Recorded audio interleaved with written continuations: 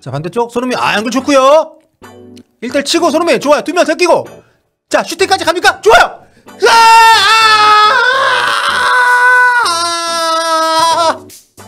와, 손흥민 존에서의 아주 자신있는 슈팅이 모처럼 나왔는데, 야, 이게 빗나가네요.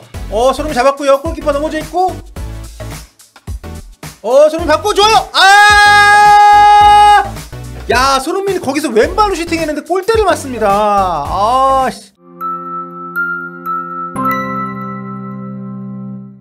소문난 명의답습니다.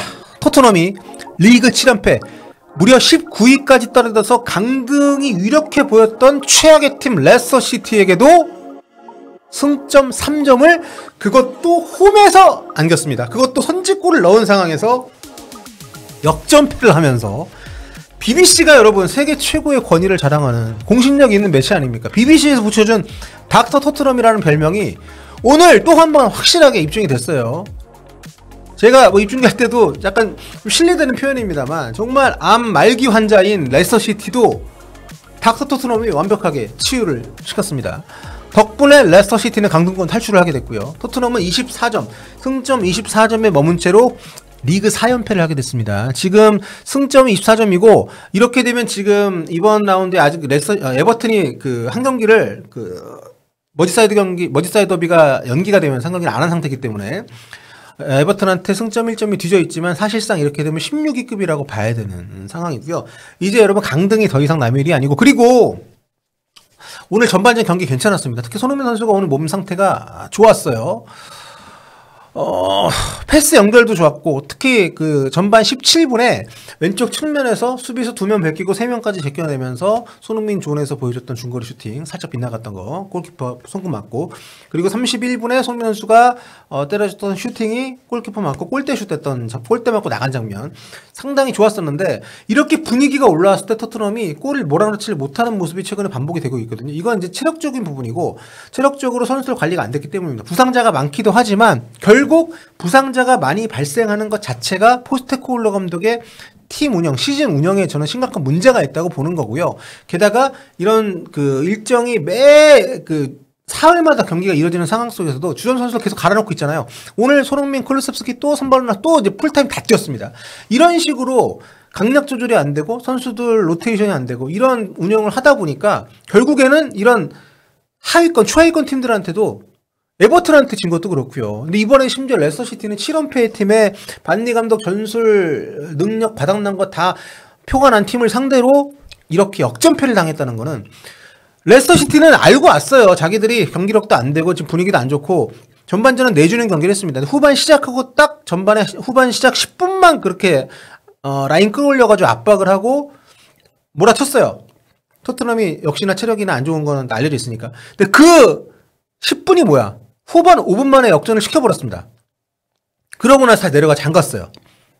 근데 레스터시티, 전술적으로 유연하지 않다는 반 니스텔로의 감독조차도 그런 시도들을 하고 준비를 해왔는데, 포스테코글루 감독은 처음부터 끝까지 같은 포맷, 교체 타이밍 매번 놓치고, 특히 막판에 레스터시티가 수비 숫자 늘리면서 파이브백하고 또 다 내려앉히면서 수비를 강화했는데도 이 사람은 주머니에 손만 딱 쳐 넣고 있고, 선수 공격수를 늘리는 투입도 하지 않고요. 그렇지 않다면, 선수를 추가를 안 넣는다면 기존에 있는 선수를 재구성을 해가지고 공격 쪽에 좀 더 숫자를 늘려줘야죠. 오히려 히샬리송을 일찍 빼는 선택을 하고 손흥민을 그쪽에 전진 배치시키면서 손흥민 선수가 갇혀있고 상대들한테 계속해서 담금질이나 당하고 파울 당하고 이러는 상황만 방치를 하고 아무런 수를 쓰질 않습니다.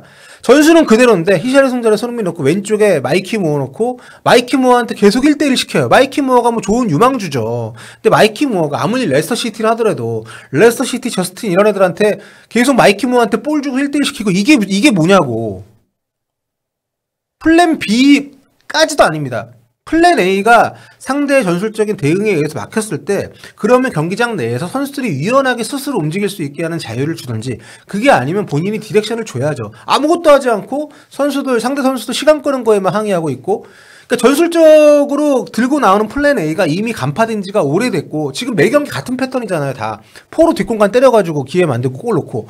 근데 그런 게 노출이 됐는데도 불구하고 거기에 대한 반성도 없고 그거에 대한 보완도 없는 상태에서 경기 중에도 상대가 그런 부분들을 공략을 하거나 아니면 어떤 좀 다른 변수를 넣어서 변화를 주더라도 거기에 대한 맞춤 대응 전술도 없습니다. 그리고 모르겠습니다. 부상자 이탈이 많다는 거를 계속 핑계를 그걸로 대려는 것인지 교체 카드가 5장인데 5장을 매번 안 쓰고 있어요, 지금. 기존 1군 선수도 외의 선수에겐 기회를 안 줍니다. 물론 기량차가 있죠. 기량차가 있지만 지금 오늘 콜리셉스키 후반전 보십시오. 뛰지를 못합니다. 압박 전혀 못하고 2명한테 에워싸 계속 뺏기고 교체 안 합니다. 미련이 있는 거지. 올 시즌에 셉스비가 어쨌든 간에 에이스였고 한 골차 지고 있으니까 한 방 해주겠지. 그러면 안 되죠. 그렇게 체력이 바닥나가지고 아예 본인 5m 반경에 있는 선수한테 압박조차 들어가지 못하는 선수인데. 그러니까 이 후반전이 저는 포스테코글루 감독이 설령 부상자가 다 돌아온다 하더라도 설령 뭐 다음 경기 뭐 이긴다 하더라도 저는 이번 시즌 이후 포스테코글루 감독이 계속 지휘봉을 잡는다면 토트넘 역사에는 새로운 경지가 펼쳐질 거라고 보는 이유입니다.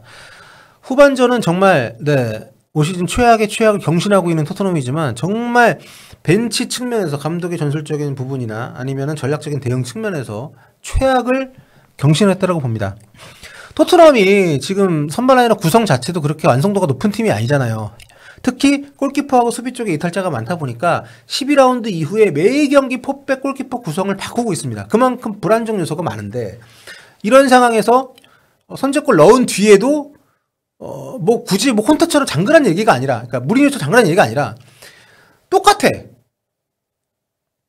그냥 뭐 앞쪽으로 올리고 앞쪽에 압박 넣고. 근데 선수들이 체력이 다 갈려가지고 그 축구 구현이 안 되는데 계속 이거 하면 된다라는 마인드를 가지고 반복적으로. 이거는 저는 이 사람이 되게 전 게으르다고 봅니다. 감독이 새로운 아이템을 구상하지 않고 개발하지 않고 새로운 선수들을 발굴하고 기회를 주지 않고. 양민혁은 왜 1호에 데려간 거야 그러면? 오늘 같은 경기 써야죠. 지금 벤치에 있는 뭐 올루세스니 뭐 아자인이 이런 애들하고는 급이 다른 선수란 말이에요.